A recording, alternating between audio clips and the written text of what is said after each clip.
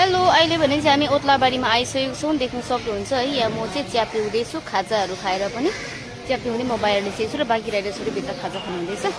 र यहाँ रहेको छ मेरो बाइक चाहिँ देख्न सक्नुहुन्छ एकदमै धेरै सामानसँग है। र मेरो मात्रै होइन, सबैजनाको यस्तो छ क्या, ठुलो ठुलो सामानमा छ।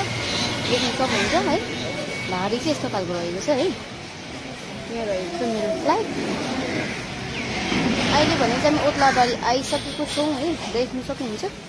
हामी चाहिँ बो क्लबको राइडरसँग छौँ। सबैजनाको बाइकमा ठुलो ठुलो फ्ल्याग अनि धेरै धेरै सामानहरू छ, किनभने हामी 10-15 दिनको राइड हो हाम्रो यो चाहिँ। अरुणाचलबाट फर्केर आइन्जेलसम्मकै छु। पुग्ने मात्रै होइन, आइपुग्नेसम्मको सामान बोकेर जानुपर्ने हुन्छ। देख्न सक्नुहुन्छ है ओत्लाबारीको दृश्य है, चिया खाँदै गरेको। अनि आइपुग्नु हामीलाई 2-2.5 घन्टा, झन्डै 3 घन्टा जस्तो लाग्दो रहेछ है। माथि हाम्रो नाम्चीदेखि चाहिँ हामी बिहान 4:30देखि हिँडेको भने चाहिँ अहिले तपाईँको 7:30 कति भइसकेको छ। अनि तपाईँको 2.5-3 घन्टा हुँदो रहेछ। र यहाँ चाहिँ हामी ओत्लाबारी भन्नेमा खाजा खाँदै गरेको है। हुन्छ है, हाम्रो बो क्लबको राइडर्सहरू सबैजना खाजाहरू खाँदै हुनुहुन्छ।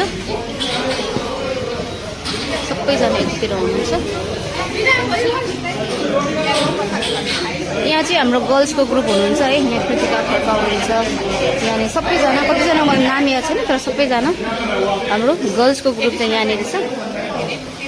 यहाँ हुनुहुन्छ है हाम्रो बो क्लबको मेम्बरहरू सबैजना, तर कतिजना चिन्छु तर कतिजना चिन्दिनँ। र आदि यता पनि हुनुहुन्छ है। यो चाहिँ ओत्लाबारीमा चाहिँ हामीले खाजा खाँदै गरेको हो है।